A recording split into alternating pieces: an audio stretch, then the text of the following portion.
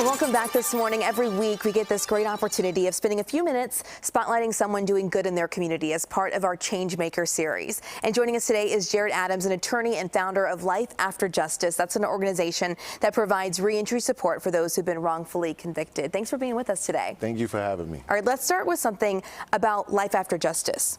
What's the work that you do and why do you do it? So I know many of your viewers have heard about wrongful convictions and they happen, but the story is about what happens afterwards, the collateral effects that it has on the families, on the community. It's something that's not addressed. And as we start to release more and more people out, I think that it's important that we focus on reintegration, mental health care, and providing the support in the community in which people are reintegrating back into society. Wow, and how does Life After Justice help with that? Like, what are some examples of how you're doing those three things that you just mentioned? Well, a proud example in something that was just recent is we created a pilot program to specially train mental health care providers for people who specifically have went through wrongful convictions. We only had enough of a budget to put 7 people through, mostly men, a couple women, because I think that women aren't talked about in this area, but it happens to women a lot as well.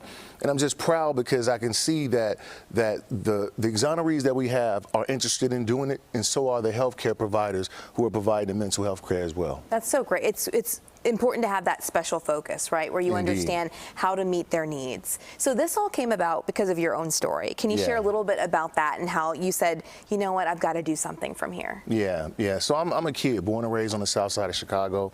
Mom, mainly just my mom and my aunt's grandmother raised me. I was wrongfully convicted as a teenager. It took almost a decade, exhausted funds from my family, and finally, with the help of the Wisconsin Innocence Project, my conviction was reversed. I came home and I just wanted to not let my story end as someone being wrongfully convicted and then overturned. I really wanted to be able to pay back and pay forward, some of the things that I've been able to experience in terms of accomplishments. I shouldn't just experience those alone. I wanted to be able to reach back and pull people, and I've been able to do it with the help of a lot of folks, and especially the organization that we have. Wow, and you just mentioned the help that you're receiving, and you just got a big investment from Chicago Beyond. What is that, and what is your reaction to receiving help like this? Yeah, I mean, it just feels good to be identified and supported for the work that we've been doing. LAJ has been in existence for almost a decade, but we've never had any funding past, me and just ground support. Yeah. And so what this means is this: usually the people who are closest to the problems are the furthest away from the resources. This puts us right there to deal with the problems, and we have a partnership and a supporter in Chicago Beyond, who's given us a huge donation to get the work done. Wow. Can you share what that is? $3.2 million. What? Yes. Wow. And it both, it goes towards both the health care, but as well as continuing to do the litigation of actual innocence cases. But we're trying to do the cases that lead to laws changing, precedent, more training. We have to work towards eradicating wrongful convictions. If not, we're just spooning water out of the ocean. Wow.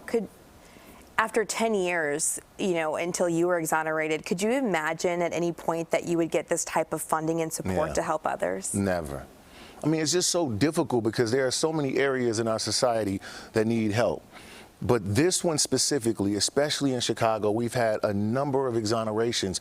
People need to know and understand those folks live mainly on the west side and on the south side.